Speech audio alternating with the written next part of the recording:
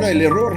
Gracias por acompañarnos una vez más. Gracias por estar aquí, por escuchar, por pensar con nosotros. Este espacio no busca respuestas rápidas, sino abrir preguntas que normalmente evitamos. Nos invitamos, como siempre, a participar, a cuestionar, a no quedarse pasivos frente a lo que decimos. Y claro, síganos en redes sociales. Este proyecto también es suyo. Hoy vamos a entrar en un tema profundamente delicado, el aborto. Y hay que decirlo desde el inicio. No vamos a tratarlo desde la consigna, ni desde el insulto, ni desde el juicio fácil. Vamos a intentar pensarlo en serio. Porque hablar del aborto no es hablar solamente de una decisión privada. Es hablar de la vida, del cuerpo, del deseo, del miedo, de la responsabilidad, de la sociedad y también de aquello que una cultura decide mirar o dejar de mirar. Y eso exige cuidado, porque se puede tener una postura crítica, incluso firme, sin convertir el dolor ajeno en caricatura.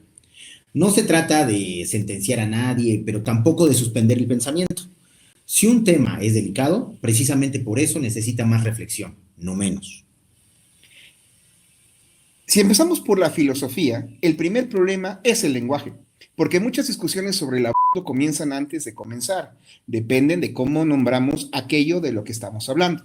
Si decimos producto, interrupción, decisión, derecho, cuerpo, persona, vida, cada palabra ya orienta la discusión. Ninguna es neutral.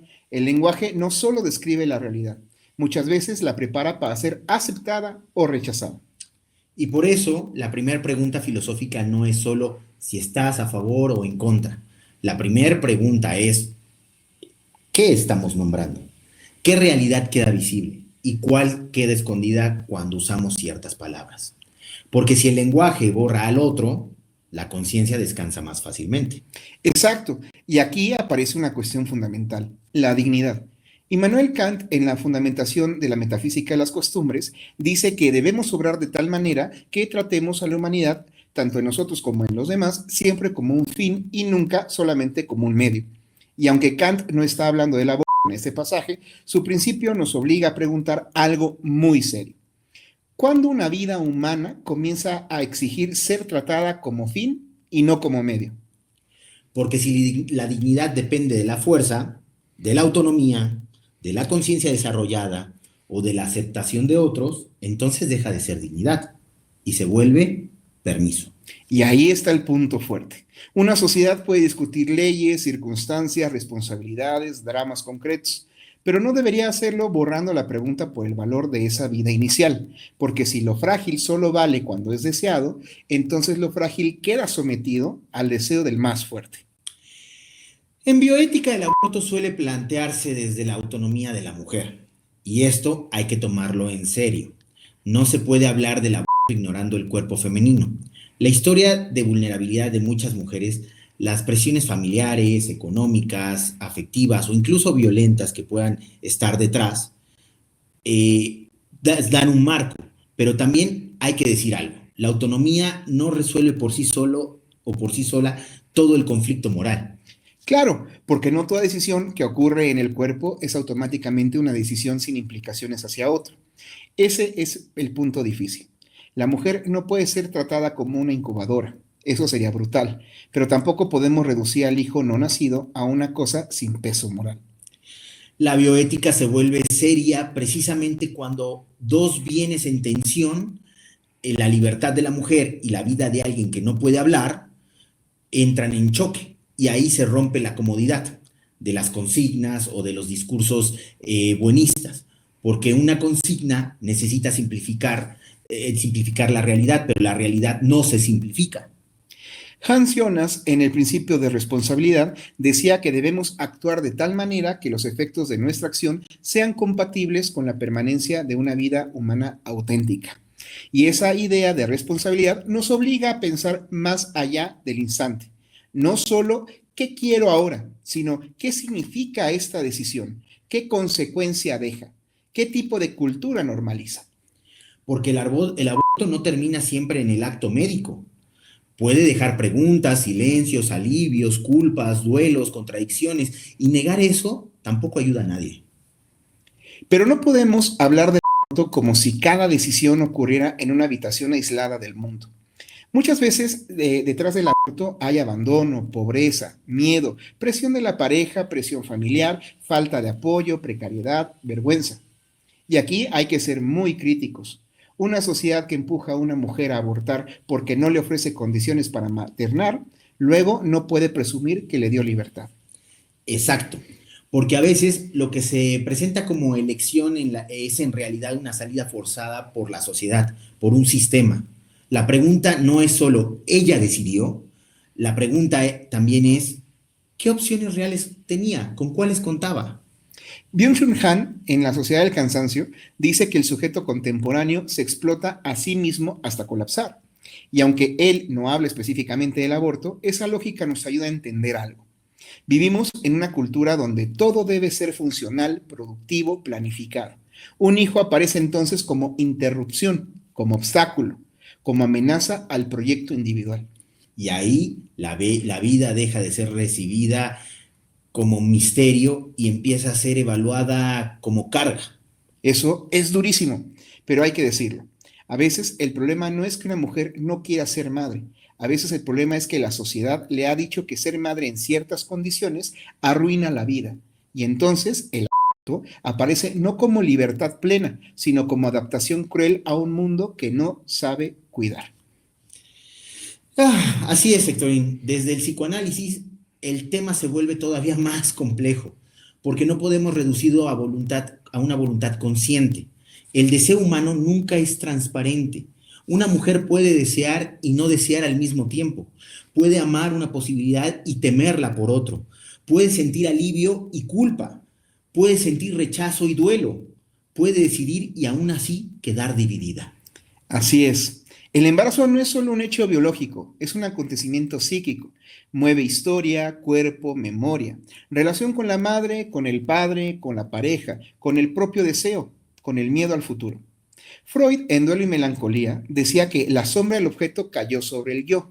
Y aunque hablaba de la melancolía, nos sirve para pensar algo. Hay pérdidas que no se van simplemente porque nadie las nombra. Y ahí está una de las consecuencias que no siempre quedan claras. El aborto puede ser vivido por algunas mujeres como alivio, por otras como ruptura, por otras como una mezcla imposible de explicar. Por eso, una postura crítica no tiene que negar el sufrimiento de la mujer. Al contrario, tiene que tomarlo más en serio. Pero tomarlo en serio no significa decirle que todo fue nada. A veces la peor forma de acompañar a alguien es obligarlo a negar lo que vivió. Y también hay que decir algo incómodo, Héctor. El aborto muchas veces deja al hombre fuera de ese esquema, de la escena, de las decisiones. A veces porque abandona, ciertamente, otras veces porque presiona, u otras veces porque desaparece moralmente y deja todo el peso sobre la mujer. Y eso también debe ser criticado, porque una cultura que habla de decisión de la mujer, pero permite que el hombre se lave las manos, está siendo profundamente hipócrita. Históricamente, el aborto no puede entenderse sin mirar cómo las sociedades han tratado el cuerpo femenino, la maternidad, la pobreza y el control de la vida.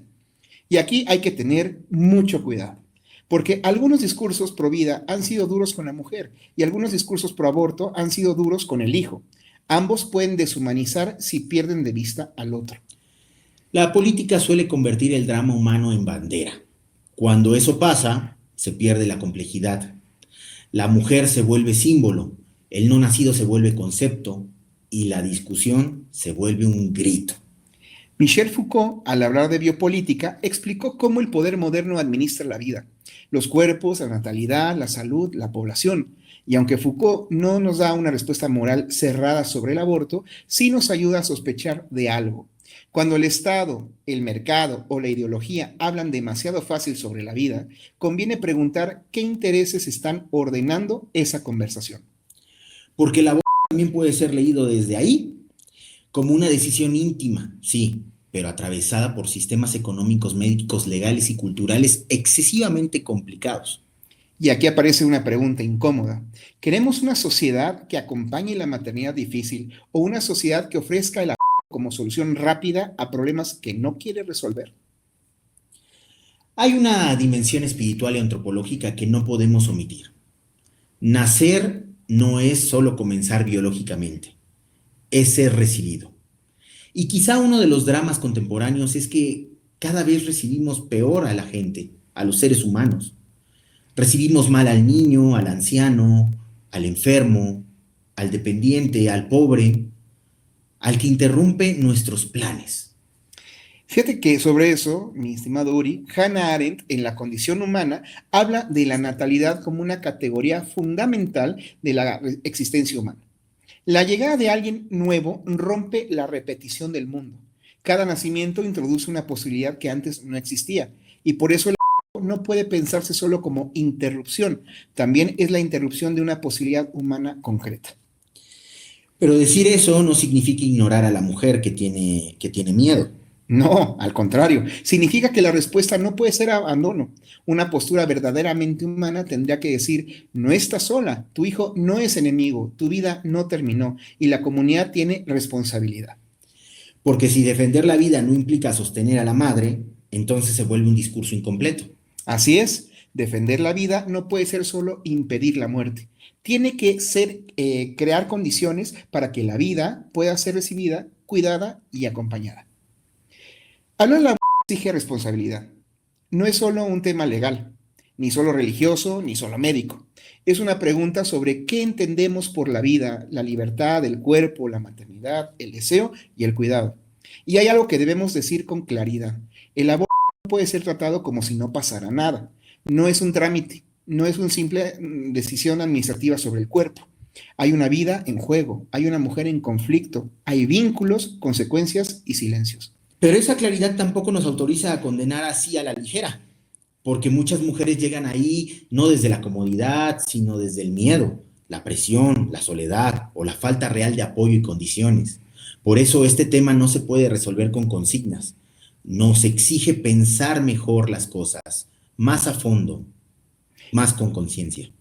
Pensar en el hijo no nacido sin borrar a la madre, pensar en la madre sin borrar al hijo, pensar en la libertad sin olvidar la responsabilidad, pensar en la vida sin convertirla en ideología. Y quizá la pregunta más incómoda no es solamente si una mujer puede abortar, sino por qué tantas mujeres sienten que no tienen otra salida. Ahí es donde una sociedad revela su verdad, no en lo que grita, sino en lo que está dispuesta a cuidar. Gracias por acompañarnos, síganos en redes sociales, compartan si creen que este episodio puede ayudar a alguien, si esta conversación puede abrir diálogo entre personas y sigamos pensando juntos. No se olviden de darle like, suscribirse, activar las notificaciones y vernos la próxima vez.